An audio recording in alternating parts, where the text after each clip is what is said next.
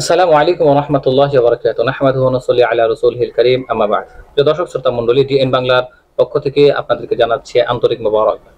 আজকে আপনাদের সামনে আলোচনা করব কোরবানির মাসাইল সম্পর্কে। নম্বর হলো, কোন ব্যক্তির উপরে কোরবানি ওয়াজিব? যার নিকটে বর্ণ তোলা রূপা অথবা 7.5 ভরি স্বর্ণ এই পরিমাণ নগদ টাকাও যদি কারো কাছে জিলহজ মাসের 10, 11, 12 এই 3 দিন থাকে, তার উপরে কোরবানি ওয়াজিব। সহজ করে বলতে গেলে, যদি কারো কাছে বর্তমান জামানায় 52.5 তোলা রূপার দাম ধরেন আপনি 55,000 টাকা, কম বেশি হতে পারে, আপনি একটু ভালো করে যাচাই করে নেবেন। 55,000 টাকা যদি কারো কাছে থাকে কোরবানির দিনগুলোর মধ্যে, তার উপরে কোরবানি ওয়াজিব। আমরা কিন্তু অনেকে ভুল করে থাকি, আমরা যাকাত দিয়ে থাকি, মহিলারা স্বর্ণের যাকাত দিয়ে থাকেন, নারীরা কিন্তু কোরবানিটা দিয়ে থাকেন না।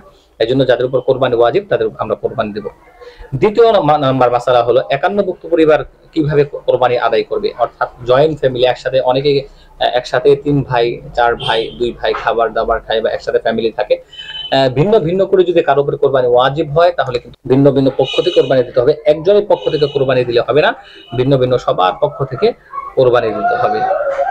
এরপরে তৃতীয় নাম্বার মাসালা হলো, নাবালেগ বাচ্চা অনেক সময় দেখা গেছে সম্পদের মালিক হয়, তার উপরে কোরবানি ওয়াজিব কিনা? দেখা গেছে যে অনেকে কন্যা সন্তান হয়েছে, দাদা দাদি বা নানা নানি তাকে অনেক স্বর্ণ দিয়েছেন, শৌখিন পরিবার রয়েছেন, তাদের উপরে কোরবানি ওয়াজিব না। যদিও তার কাছে নিসাব পরিমাণ সম্পদ থাকে, স্বর্ণ থাকে, ওই নাবালেগের উপর কোরবানি ওয়াজিব না। কিন্তু উচিত হলো যে অভিভাবকরা তার ওই নাবালক বাচ্চার পক্ষ থেকে কোরবানিটা দিয়ে দেওয়া।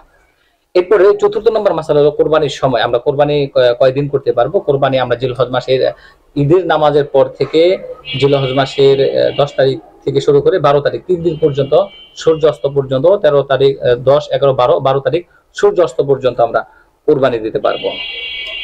পঞ্চম নাম্বার মাসালা হলো, কোরবানি করতে না পারলে কি করণীয়? কোরবানির দিনগুলোর মধ্যে যদি আপনি কোরবানি করতে পারেন না, যে কোনো কারণে আপনি করতে পারেননি, অথবা আপনি পশু ক্রয় করতে পারেননি, অথবা কোনো মুশকিলের মধ্যে ছিলেন, তাহলে আপনি কি করবেন?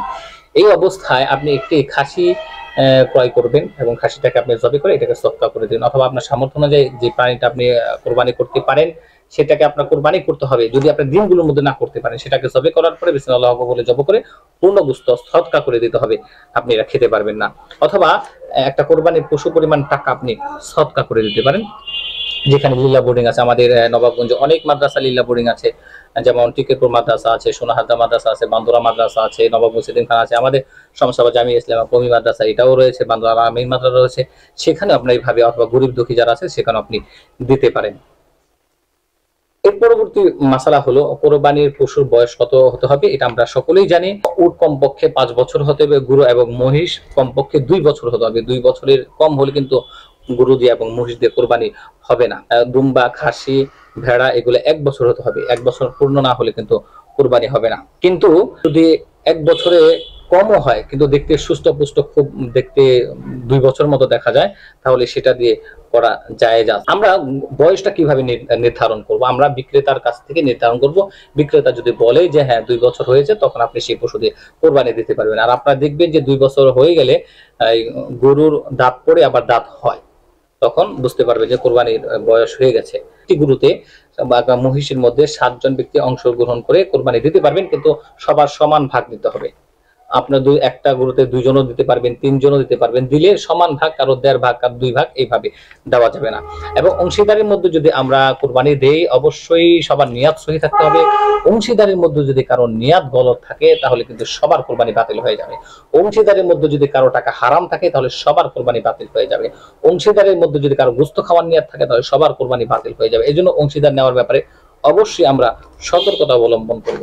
এবং কোনো ব্যক্তি যদি হারাম টাকার মাধ্যমে কোরবানি দেন, তাহলে কিন্তু তার কোরবানি কোনোভাবেই সহি হবে না। কোরবানির পশুতে আকিকা অংশ দেওয়া যাবে কিনা? হ্যাঁ, কোরবানির পশুতে আকিকা দেওয়া যাবে, এতে কোনো অসুবিধা নাই।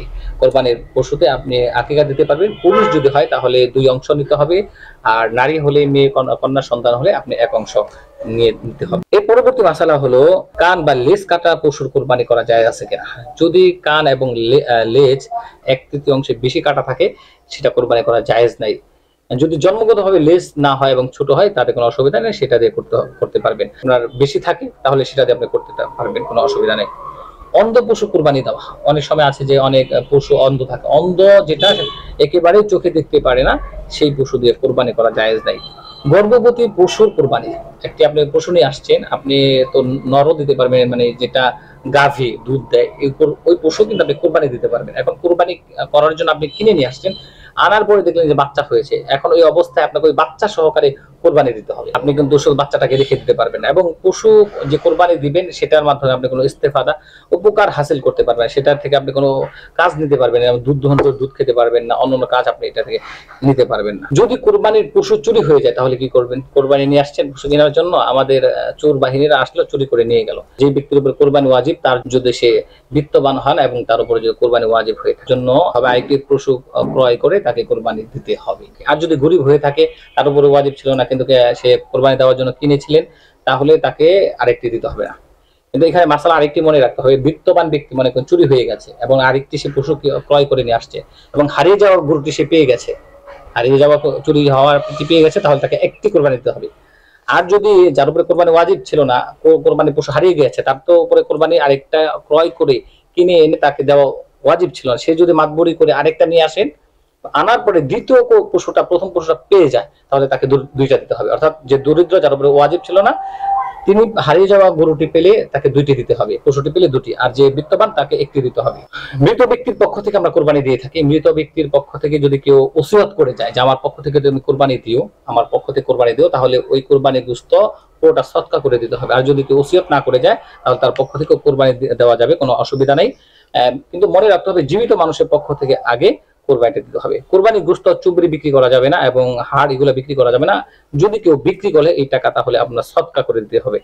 বিদেশে প্রবাসী অবস্থায় থাকা ব্যক্তি কিভাবে কোরবানি দিবে? অন্যত্র হ্যাঁ, অসুবিধা নেই, যে একজন প্রবাসী আছে তার পক্ষ থেকে দেশে আপনি কোরবানি দিতে পারবেন, কোনো অসুবিধা নেই। কাজের লোককে কোরবানির গোশত খাওয়ানো, আপনি কাজের লোককে আপনি পারিশ্রমিক হিসাবে আপনি গোশত দিতে পারবেন না, বা আপনি পারিশ্রমিক হিসাবে তাকে খাবার খাইয়ে আপনি শেষ করে দিলে এটা পারবেন না। যারা গোশত বানায়, এটা মনে রাখবেন, এই মাসালা খুবই গুরুত্বপূর্ণ, যে গোশত বানায় তাকে পারিশ্রমিক হিসাবে অনেকে গোশত দিয়ে থাকে, এটা ভুল। পারিশ্রমিক হিসাবে আপনি তাকে গোশত দিতে পারবেন না, নগদ অর্থ আপনাকে দিতে হবে। হ্যাঁ, আপনি ভিন্নভাবে হাদিয়া দিতে পারবেন, কিন্তু পারিশ্রমিক হিসাবে গোশত দেওয়া যাবে না। এইভাবে ইমাম সাহেব কোরবানি দিয়ে থাকেন, তাকে পারিশ্রমিক দিতে হবে, তাকেও আপনার পারিশ্রমিক হিসাবে গোশত দেওয়া যাবে না, নগদ টাকা দিতে হবে। যদি আপনি দেন তাহলে আপনাকে হাদিয়া হিসাবে দিতে হবে। প্রিয় দর্শক শ্রোতা মণ্ডলী, যারা আমরা কোরবানি দিব, ঈদের দিন কোরবানি গোশত দিয়ে খাওয়াটা সুন্নত, এই জন্য আমরা খাওয়ার চেষ্টা করবো। কোরবানি গোশত দিয়ে প্রথম খাবারটা খাওয়া সুন্নত, সারা সকাল থেকে না খাওয়া, কোরবানি গোশত দিয়ে খাওয়াটা হলো উত্তম। জবি করার আগে আমরা অবশ্যই ছুরিটাকে ধারালো করে নেব, অস্ত্রটাকে আমরা ধারালো করে নেব। যদি একাধিক ব্যক্তি একটা কোরবানির পশু জবে করার জন্য অংশগ্রহণ করে, হুজুর শুরু করছেন এরপরে কষাই শুরু করলেন, তাহলে প্রত্যেককে বিসমিল্লাহ আল্লাহু আকবার বলতে হবে। পশুটি একবার নিস্তেজ হয়ে যাওয়া পর্যন্ত অপেক্ষা করা, তার আগে চামড়া না খসানো। একেবারে নিস্তেজ হয়ে যাওয়ার পরে এরপরে চামড়া খসাতে হবে, তার আগে খসাবো না, তাহলে প্রাণী কষ্ট পাবে। এক পশুর সামনে অন্য পশুকে আমরা জবে করব না, কারণ এক পশুর সামনে অন্য পশুকে জবে করা এটা সুন্নতের খেলাফ, এটা আমরা করব না।